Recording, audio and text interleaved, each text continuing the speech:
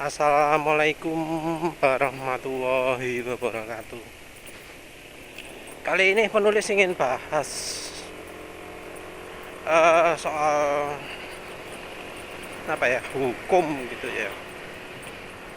Ada nih bro Sopoe, lupa jenenge. Dia bilang bahwa penulis ini salah. Penulis ini telah melanggar hukum, terutama hukum UU ITE.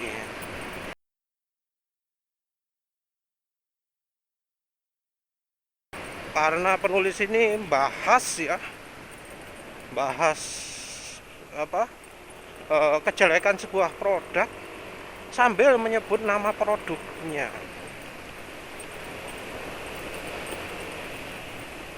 Ya, penulis asli aneh ya, merasa gimana gitu loh ya. Penulis nyoba-nyoba oli sendiri, terus sharing pengalaman, nyebut merek, gitu dibilang melanggar hukum.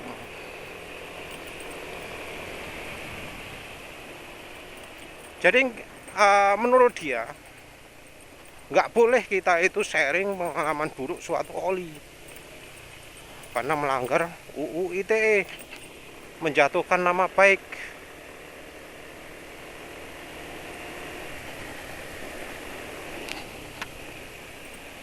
Penulis asli nggak ngerti ini ya, nggak ngerti mengapa kok sampai ngomong gitu. Apa UU ITE itu seperti itu?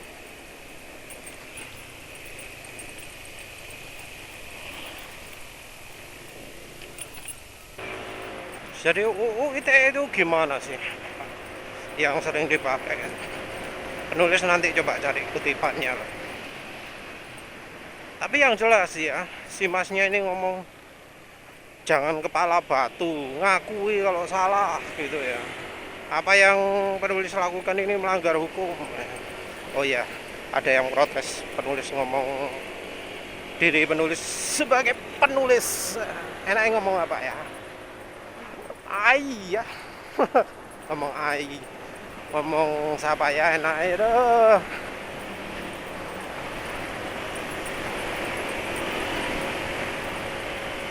Enaknya ngomong siapa ya? Soalnya wis kadung kebiasaan ngomong penulis ya. Wis buat artikel mulai dari tahun 2016 ngomongnya penulis, sampai sekarang ke bawah penulis terus. Sopo ya.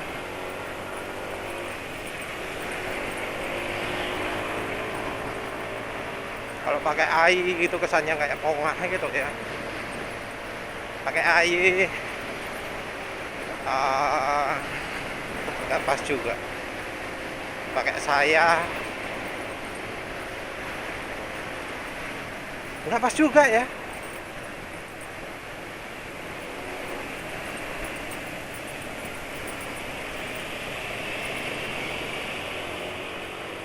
Ya wis, saya wis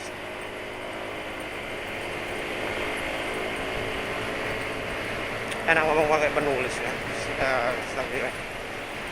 Ya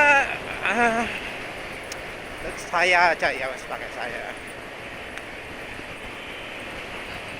Ya saya gak enak biasa pakai penulis.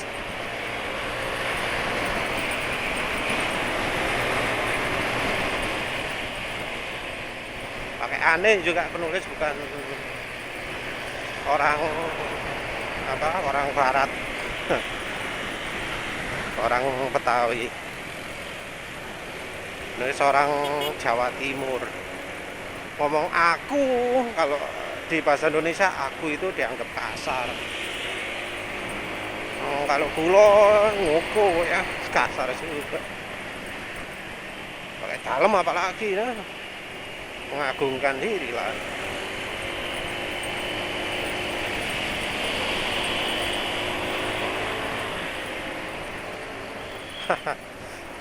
Biar sih sementara pakai penulis, nanti cari lagi lah. Coba pakai saya wis ya. Nah, eh, dari UU ITE menyebut kira-kira kayak gitu. Dan kalau menurut masnya itu yang saya lakukan ini salah. Yang apa?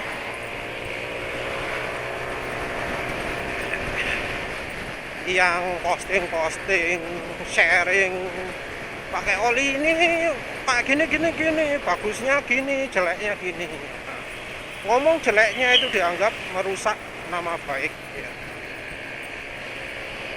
Jadi istilahnya ya, ada pabrik oli penipu, saya buka tipuannya, buka kebohongannya, buka aib-aibnya, itu saya kena hukum. Ya memang namanya hukum manusia ya, bisa terjadi seperti itu. Ada orang lihat orang lain ya pakai maling ya, ada misalnya 3 orang, 10 orang saksinya ya, 10 orang lihat orang itu maling, mencuri gitu ya. Terus mereka posting di Facebook, ngaku sama-sama 10 orang itu, saya lihat orang ini, iya saya lihat, saya orang dari sini, tetangganya sini, lihat orang itu yang bener nyuri gitu ya. Terus ya ada orang lain juga, iya bener saya lihat juga, orangnya pas lari ke situ gitu ya. Nah karena UU ITE akhirnya ke 10 orang itu dimasukkan penjara, yang malingnya itu bebas. Kira-kira omongannya kayak gitulah. Maksudnya itu mungkin kayak gitu.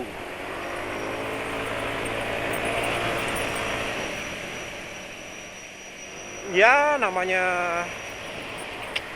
apa ya, hukum manusia ya, mau gimana lagi. Tapi UU ITE ini juga sudah sering jadi pembahasan, sering ya. Jadi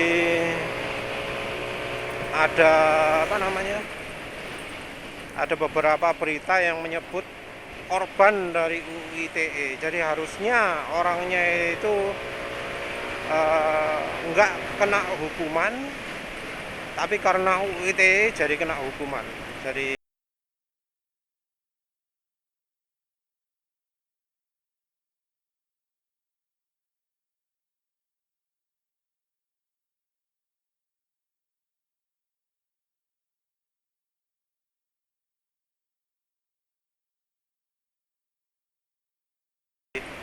UU ITE ini dia dijadikan senjata untuk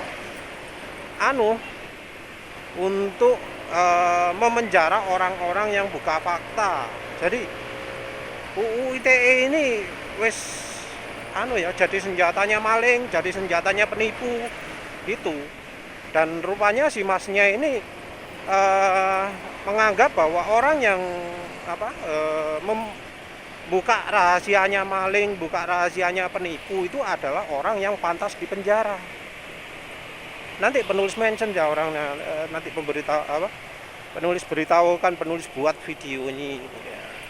Nanti pengen dengar gimana reaksinya, soalnya terakhir dia nggak ngomong apa-apa waktu penulis tanya, apa sampai nuduh saya ini hoax, apa sampai nuduh saya ini apa jenengnya, lupa wis, belum respon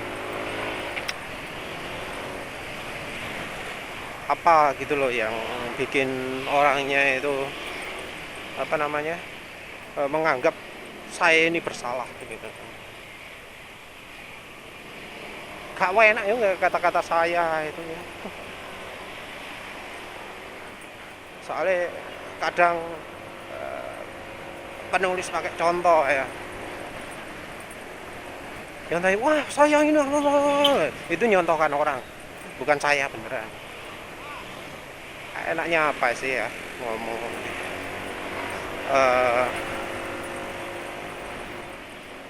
host ya, boleh nggak penulis ngomong sebagai host?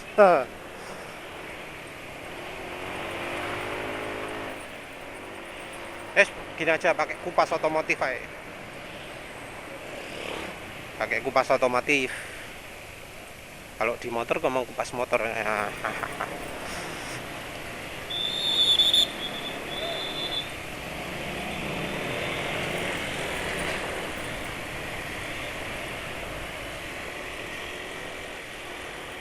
Bingung. Balik ke penulis saya.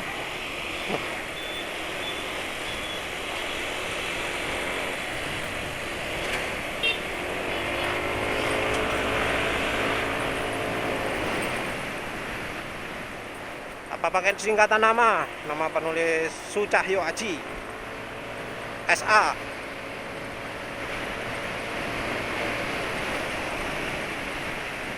Nanti orang yang nggak ngerti jadi bingung juga. Wah, itulah. Kalau penulis sendiri ya, penulis nggak tepat ngomongnya. Ya kalau saya sendiri kan ya, saya sendiri itu.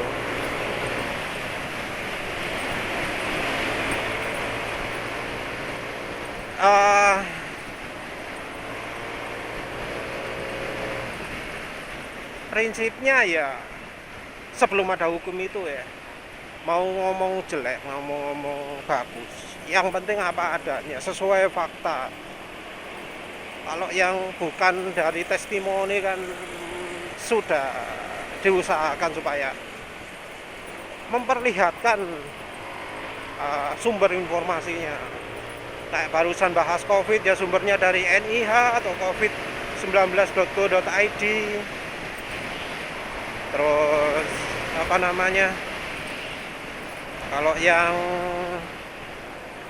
bagian otomotif lain ya dicantumkan juga sumber-sumber yang bersangkutan. Jadi kalau screenshot disertakan URL-nya juga.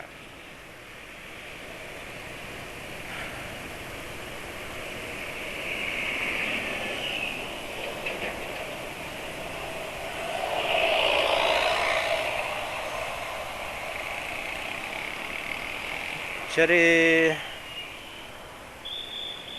dari yang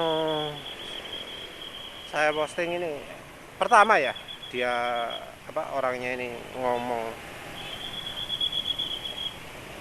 bahwa nyebutkan merek, nyebutkan brand ketika membahas keburukan sebuah produk itu melanggar hukum.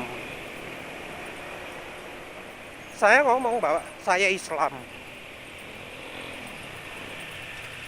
Kalau di Islam itu tahu ada penjual yang curang, yang menjual barang cacat tapi nggak diomongkan cacatnya, itu wajib ngomong.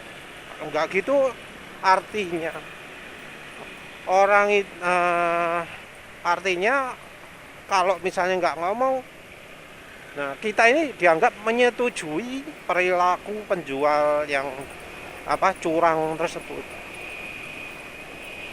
Itu jadi kalau tahu orang melakukan sesuatu, jual-jual barang ya pakai bohong, terus kita nggak ngomong ke orang lain, kita salah. Itu prinsip penulis. Nggak ngerti ada yang lain bagaimana, pokok prinsip penulis, prinsip saya gitu. Enak pakai penulis ya habis ini. Kalau selama ya silahkan pemirsa beritahu lah. Enaknya penulis nyebut diri saya itu apa ya. Enak pakai ngomong saya, soalnya kadang nyontohkan orang yang ngomong saya juga. Kalau penulis kan penulis jelas. Nih. Kalau ya saya kadang nyontohkan orang lain. Jadi pinginnya ada beda gitu, gimana? Silahkan kalau ada saran. Nah pokoknya penulis wis gitu ya, ngasih contoh gitu. punya prinsip gitu. Si dianya ngomong jangan bawa agama, perlu tahu bahwa UITE pokoknya ngono lah. Penulis tungguan. Satu hal ya, yang kayak gitu cuma Indonesia tok.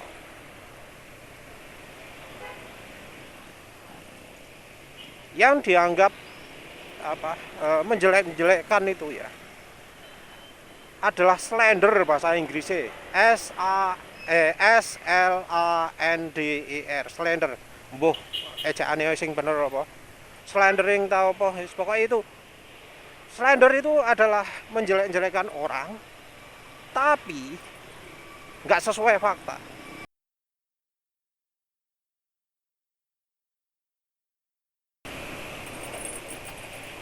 Kalau di luar negeri itu yang kena hukum itu ngomong seenake dhewe tapi nggak sesuai fakta, itu baru nak tuntutan hukum.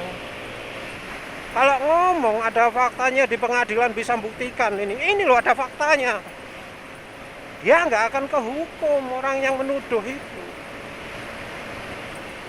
Kalau buktinya valid bisa diterima semua orang, nggak akan kena hukum. Kalau di Indonesia bagaimana?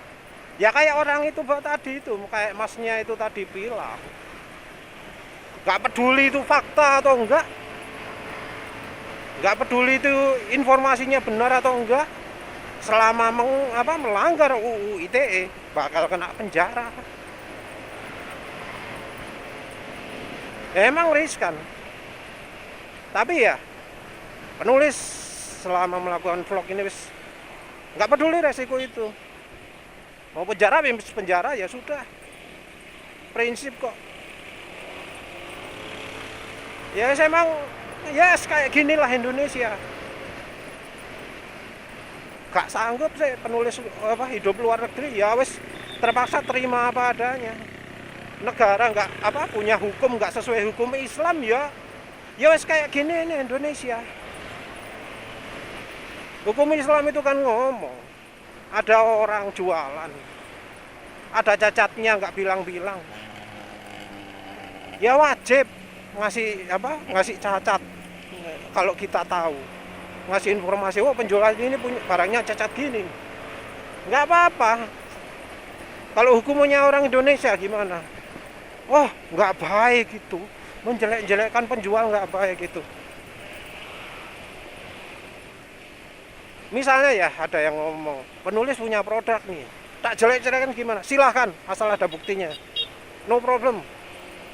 Kayak pro kapasitor itu, ada kok yang memuat artikel isinya negatif, nggak merasakan efeknya pro kapasitor, dari Bro Singaju ya.